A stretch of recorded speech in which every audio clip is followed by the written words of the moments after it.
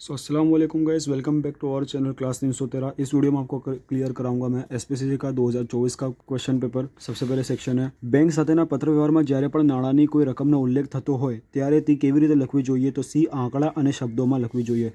Number 2, મોટા શહેરમાં પાણીનો પુરવઠો પૂરતા પ્રમાણમાં મેળવવા માટે કઈ સંસ્થા સાથે પત્ર વ્યવહાર કરવો પડે? તો બી મહાનગરપાલિકા સાથે પત્ર વ્યવહાર કરવો પડે।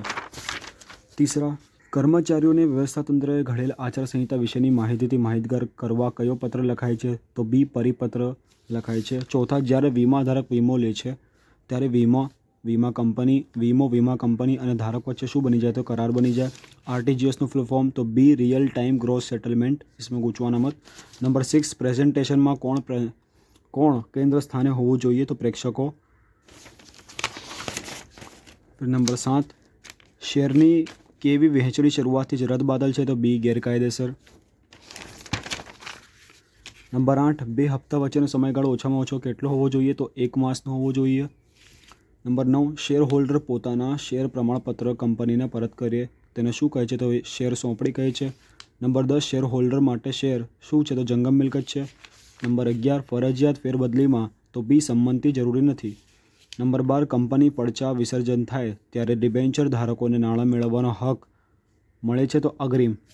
નંબર 13, ડિબેન્ચર ધારકો તેમના હિતોના રક્ષણ માટે કોની નિમણૂક કરી શકે છે? તો ડિબેન્ચર ટ્રસ્ટીની નિમણૂક કરી શકે છે। નંબર 14, સંયુક્ત શેર ધરાવનાર વ્યક્તિઓ પૈકી કંપની કોના નામે પત્ર વ્યવહાર કરે છે?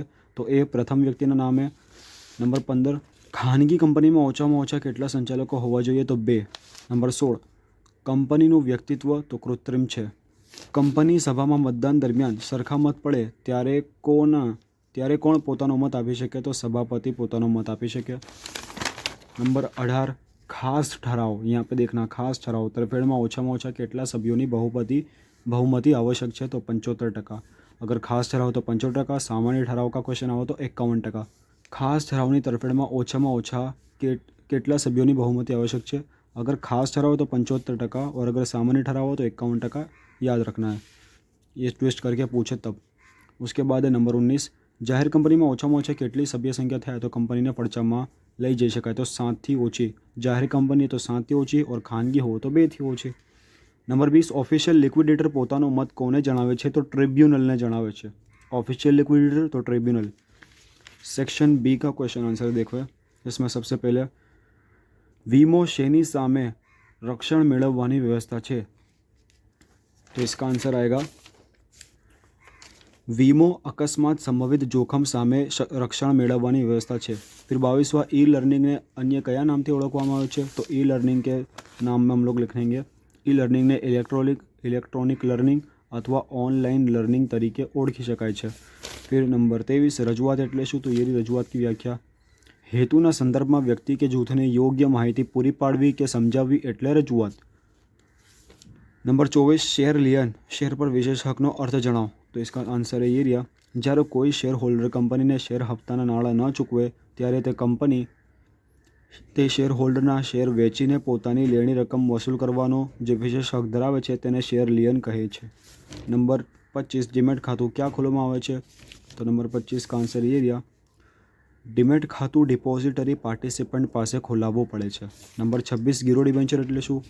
ગીરો ડિબેન્ચર એટલે શું? તો इसका आंसर रहेगा, જ્યારે કંપની ડિબેન્ચર દ્વારા નાણાં ઉછીના લે ત્યારે તેની સામે મિલકતો ગીરો મૂકીને તેના પર સ્થિર કે અસ્થિર બોજ ઊભો કરે છે તેવા ડિબેન્ચરને ગીરો ડિબેન્ચર કહે છે।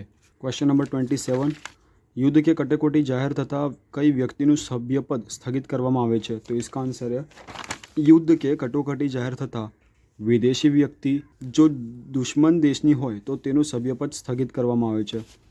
ક્વેશ્ચન નંબર 28, કંપનીના પ્રથમ સંચાલકની મુદ્દત ક્યારે પૂરી થયેલી ગણાય? તો કંપનીના પ્રથમ સંચાલકની મુદ્દત કંપનીના પ્રથમ સામાન્ય સભાના દિવસે જ પૂરી થયેલી ગણાય।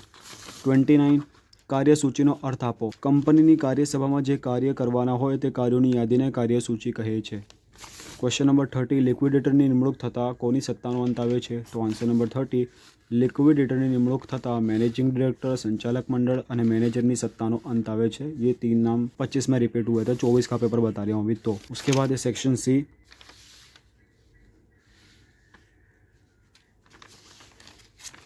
सेक्शन डी, शेयर डिबेंचर के तफावत,